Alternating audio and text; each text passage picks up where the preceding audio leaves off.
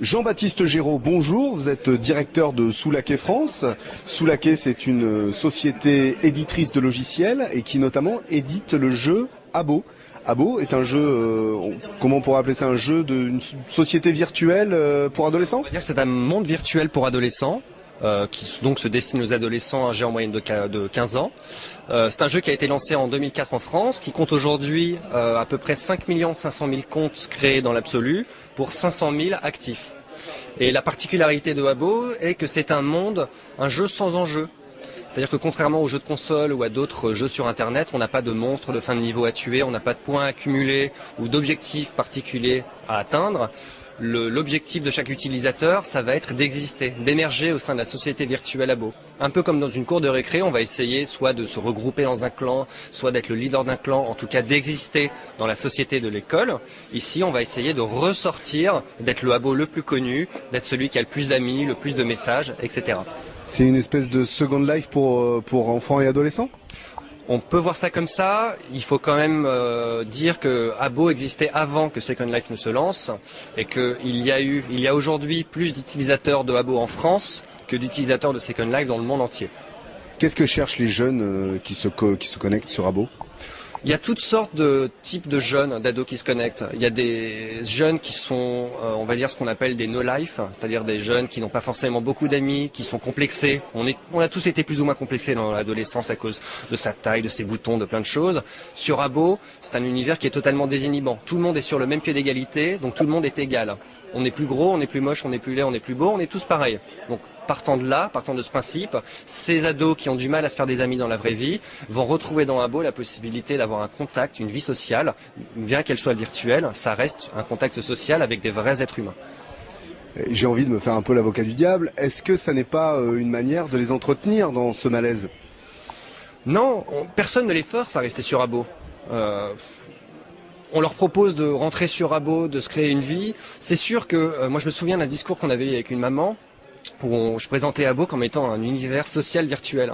Et la maman me répondait, mais vous trouvez qu'être planté 12 heures par jour devant son ordinateur, vous appelez ça social?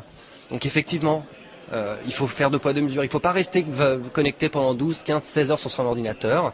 Il faut faire un peu de Habbo, il faut sortir dehors, il ne faut pas abuser des bonnes choses. Et vous avez des équipes de modérateurs, des choses comme ça, pour signaler les abus Oui, Habbo est un univers qui est modéré 24 heures sur 24, 7 jours sur 7, par des modérateurs professionnels. Et j'insiste bien sur le terme professionnel. Ce ne sont pas des bénévoles, comme on peut le constater sur bien des forums. Et donc on a en permanence, même au milieu de la nuit, au moins un modérateur qui est connecté, qui est là pour aider les utilisateurs et pour exclure ceux qui se comportent mal, qui insultent les autres. Habbo étant un univers entièrement non violent, et on demande que les utilisateurs se respectent les uns les autres. Qu'est-ce qui fait la différence par rapport à vos concurrents et les autres univers virtuels de ce type? En France, on a la chance d'être à peu près les seuls sur le marché.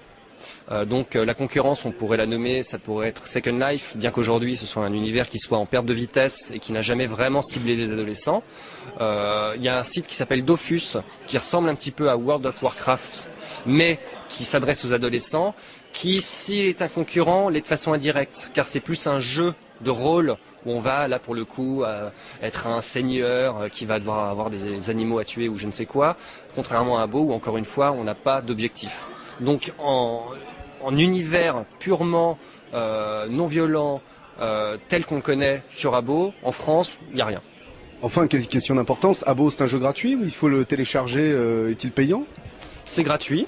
L'accès est gratuit, 90% des utilisateurs jouent gratuitement et on offre la possibilité aux utilisateurs de faire l'acquisition de mobilier virtuel afin de se meubler un appartement, d'avoir leur chez eux, où ils pourront recevoir leurs amis, etc. Et on constate que d'un mois sur l'autre, on a toujours 10% des utilisateurs qui dépensent en moyenne 10 € par mois.